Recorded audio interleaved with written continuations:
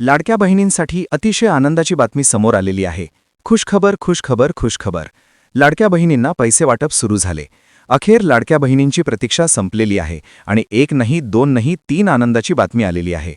ज्या बहिणींना मागील हप्ता भेटला नसेल त्यांच्यासाठी पण आनंदाची बातमी आहे आणि ज्या बहिणी प्रतीक्षा करत होते की हप्ता कधी मिळणार त्यांच्यासाठी पण आनंदाची बातमी आहे.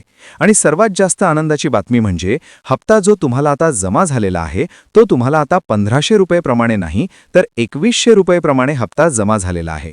अखेर का लाडक्या बहिणींना जे हप्ता होता तो 1500 वरून 2100 रुपये प्रमाणे झालेला आहे आणि 2100 रुपये प्रमाणे लाडक्या बहिणींच्या खात्यामध्ये पैसे जमा व्हायला सुरुवात झालेली आहे. खुशखबर खुशखबर.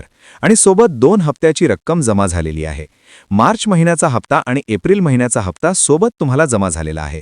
मार्च महिन्याचा हप्ता हा 2100 रुपये प्रमाणे जमा झाला आणि एप्रिल महिन्याचे 2100 असं 4200 रुपये एकत्र तुमच्या बँक अकाउंटमध्ये जमा झालेले आहे. अवघ्या 3 वाजल्यापासून ही प्रोसेस सुरू झालेली आहे. आत्तापर्यंत तुमच्या बँक अकाउंटमध्ये जमा झाले असतील. आज 15 जिल्ह्यांमध्ये हे पैसे वाटप झालेले आहेत. तुम्ही जर या 15 जिल्ह्यांपैकी राहत असाल तुम्हाला नक्कीच मेसेज आला असेल. हो, तुम्ही मोबाईल चेक करा, तुमच्या मोबाईलवर मेसेज आला असेल किंवा तुम्ही CSC सेंटरला जाऊन एकदा खात्री करून घ्या तुमच्या अकाउंटला पैसे जमा झाले का. आणि खुशखबर अशी आहे की तो हप्ता तुम्हाला 2100 रुपये प्रमाणे तुमच्या बँक अकाउंटला जमा झालेला आहे. अतिशय आनंदाची बातमी आहे. तर सर्वात अगोदर मी तुम्हाला जिल्ह्यांचे नाव वाचून दाखवतो कोणकोणत्या जिल्ह्यांमध्ये पैसे वाटप झालेले आहे. तर बघा, अखेर लाडक्या बहिणींची प्रतीक्षा संपलेली आहे आणि लाडक्या बहिणींच्या खात्यामध्ये म्हणजे 15 जिल्ह्यांमध्ये आज पैसे वाटप झालेले आहे. सर्वात मोठी अपडेट आलेली आहे. आता आपण कोणकोणत्या जिल्ह्यांमध्ये पैसे वाटप झालेले आहे त्या जिल्ह्यांची नावं पाहूया. तर बघा, 15 जिल्ह्यांपैकी या 3 जिल्ह्यांमध्ये सर्वात अगोदर पैसे जमा झालेले आहे. म्हणजे 3 वाजल्यापासून मेसेज कोणत्या कोणत्या जिल्ह्यांमध्ये सर्वात अगोदर आले आहे.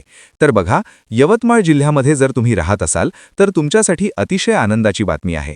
सर्वात प्रथम यवतमाळ जिल्ह्याची निवड झालेली आहे आणि यवतमाळ जिल्ह्याची जी निवड झालेली आहे यामध्ये सर्वात अगोदर बहिणींच्या खात्यामध्ये 2100 रुपये प्रमाणे हप्ता जमा झालेला आहे.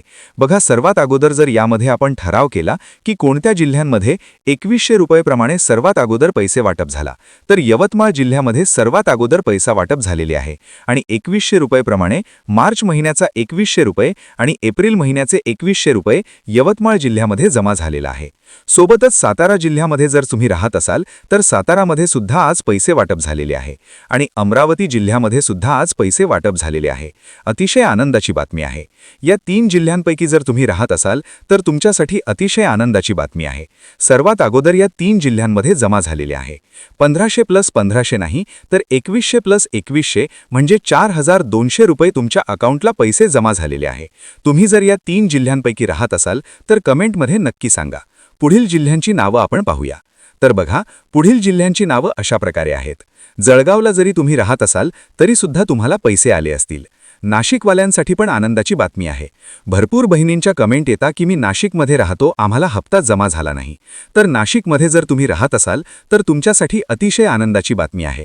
आजच तुमच्या खात्यामध्ये पैसे जमा झाले आणि ते सुद्धा 2100 + 2100 तुम्हाला 4200 रुपये भेटले आहे आणि मागील राहिलेले पैसे सुद्धा तुम्हाला जमा होत आहे. पुढचा जिल्हा आहे तो संभाजीनगर. संभाजीनगर जिल्ह्यामध्ये सुद्धा आज पैसे जमा झालेले आहे. तर बघा, आनंदाची बातमी दुसरी सांगतो.